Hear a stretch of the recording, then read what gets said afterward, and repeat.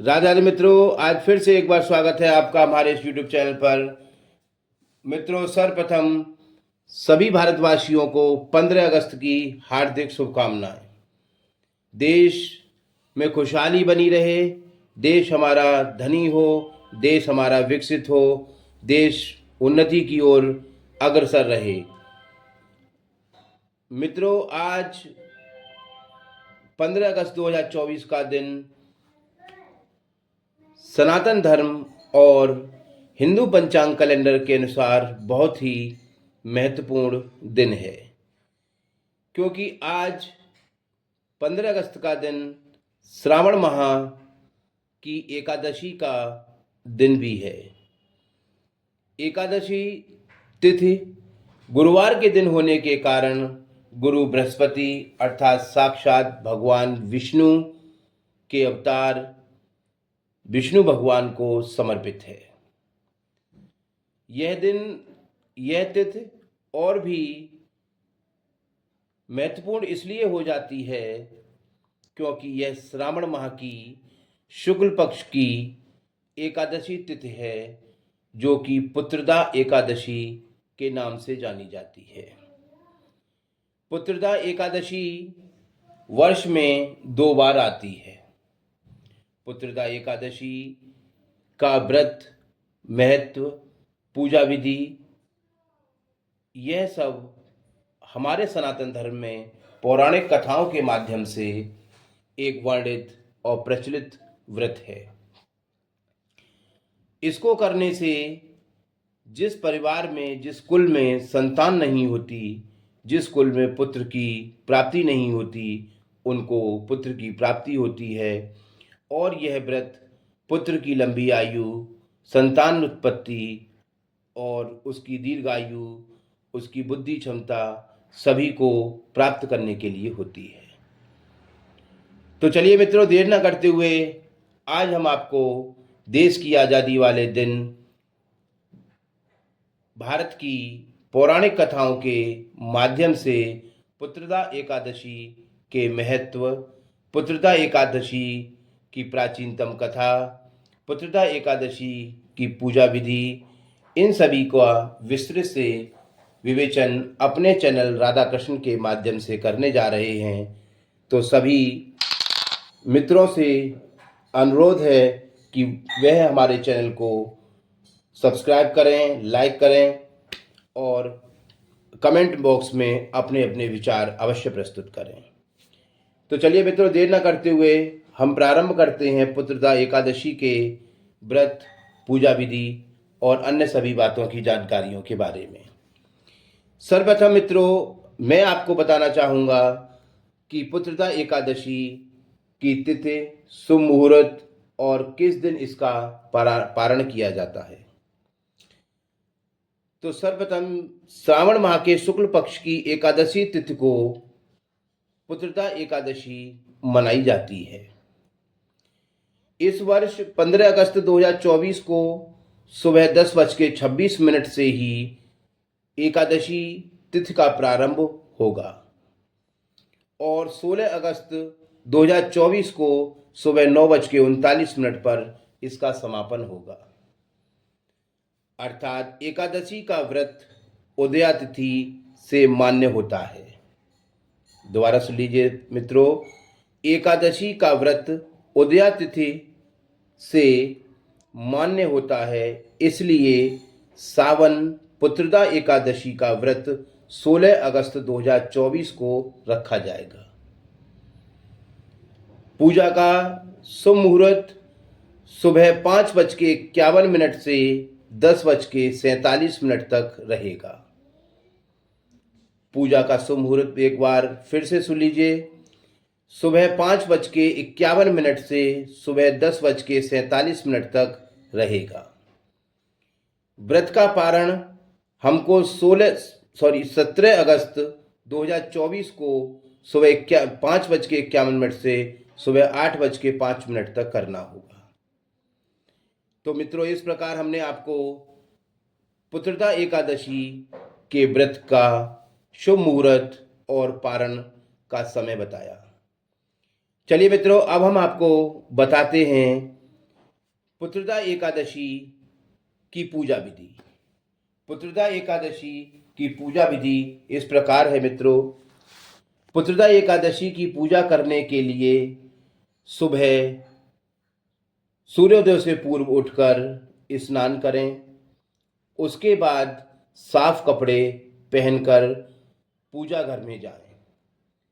इस दिन साधक व्यक्ति, स्त्रियां, महिलाएं जो भी पूजा करें या जो भी व्रत रखें, वे पीले रंग के साफ और शुद्ध कपड़े पहने। सभी भक्त भगवान विष्णु का ध्यान करें और पुत्रदा एकादशी का संकल्प करें।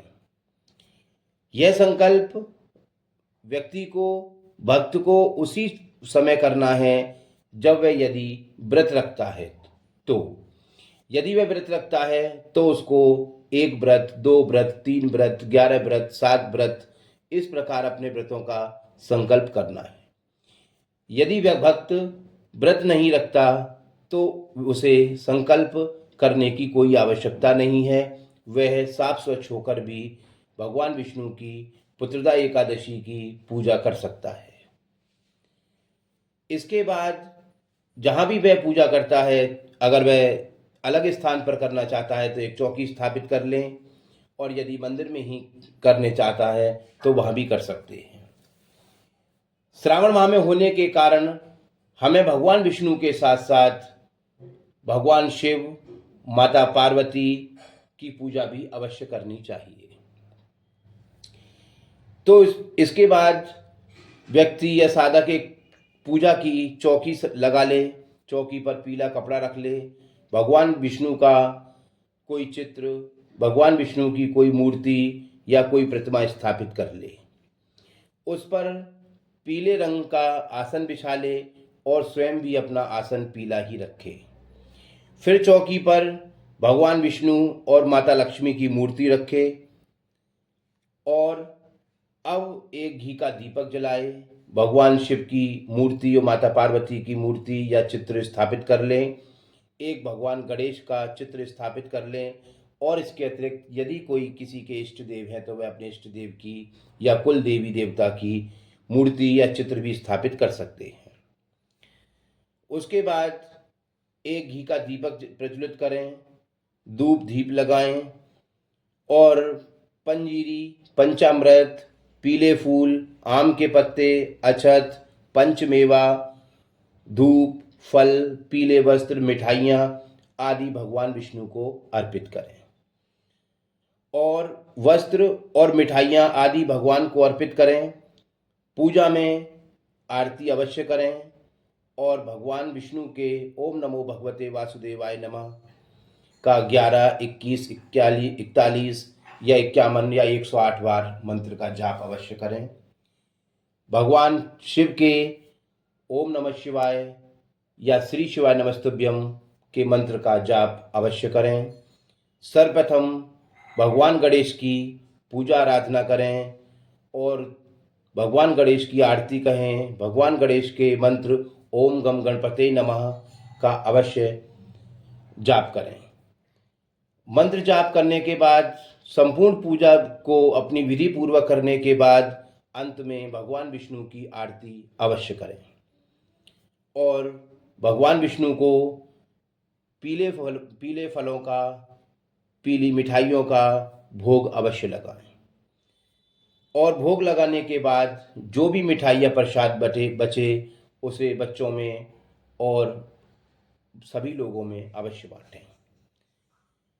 तो इस प्रकार भक्त को पुत्रदा एकादशी की संपूर्ण पूजा विधि पूर्वक करने से उसके घर में, उसके कुल में, उसके वंश में पुत्र की प्राप्ति होती है, पुत्र की दीर्घायु होते हैं, पुत्र निरोगी रहते हैं। इस प्रकार का पौराणिक कथाओं में पूजा विधि का विधान है।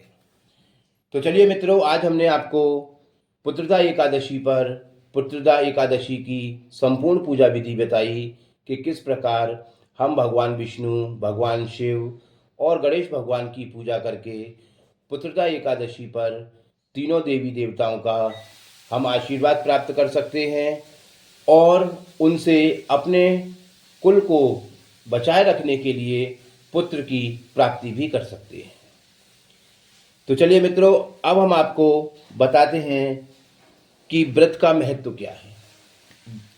पौराणिक कथाओं के आधार पर पुत्रदा एकादशी का बड़ा महत्व है और श्रावण माह में होने के कारण इस व्रत का और भी महत्व बढ़ जाता है, क्योंकि एकादशी पर हमको भगवान विष्णु का आशीर्वाद प्राप्त होता है और श्रावण माह में होने के कारण हमको भगवान विष्णु, माता लक्ष्मी के साथ साथ भगवान गणेश और भगवान शिव और माता पार्वती का भी आशीर्वाद प्राप्त हो जाता है। इसी क्रम में मित्रों, हम आपको आगे पुत्रदा एकादशी की एक कथा सुनाते हैं कि पुत्रदा एकादशी कब से प्रारंभ हुई और पुत्रदा एकादशी का समय क्या है, पुत्रदा एकादशी क्यों मनाई जाने लगी। तो चलिए मित्रों, हम प्रारंभ करते हैं पुत्रदा एकादशी की व्रत कथा। ये व्रत कथा उन भक्तों को, उन साधकों को, उन स्त्रियों को, उन पुरुषों को अवश्य सुननी चाहिए जो पुरुष और स्त्री पुत्रदा एकादशी या एकादशी का व्रत रखते हैं। तो प्राचीन पुराणों के आधार पर कथा इस प्रकार है। एक बार राजा युधिष्ठिर ने भगवान कृष्ण से पूछा कि हे प्रभु, सावन शुक्ल एकादशी व्रत की महिमा के बारे में मुझे बताने का कष्ट करें। आपसे निवेदन है कि सावन माह में पड़ने वाली इस एकादशी को क्यों अधिक महत्वपूर्ण माना जाता है और क्यों भक्त इस एकादशी का व्रत रखने के लिए लालायित रहते हैं। श्री कृष्ण ने कहा कि इसे सावन माह की पुत्रदा एकादशी के नाम से जानते हैं। जो लोग इस व्रत की कथा को सुनते हैं उनको वाजपेयी यज्ञ के समान पुण्य फल मिलता है। किसके समान फल मिलता है? वाजपेयी यज्ञ के समान पुण्य का फल मिलता है। वाजपेयी यज्ञ के बारे में मैं आगे आपको अपनी वीडियो में बताऊंगा। सावन पुत्रदा एकादशी की व्रत कथा बताते हुए श्री कृष्ण ने कहा कि एक समय की बात है कि महिष्मती नगर पर राजा महीजित का शासक था। एक समय महिष्मती नगर पर राजा महीजित का शासन था।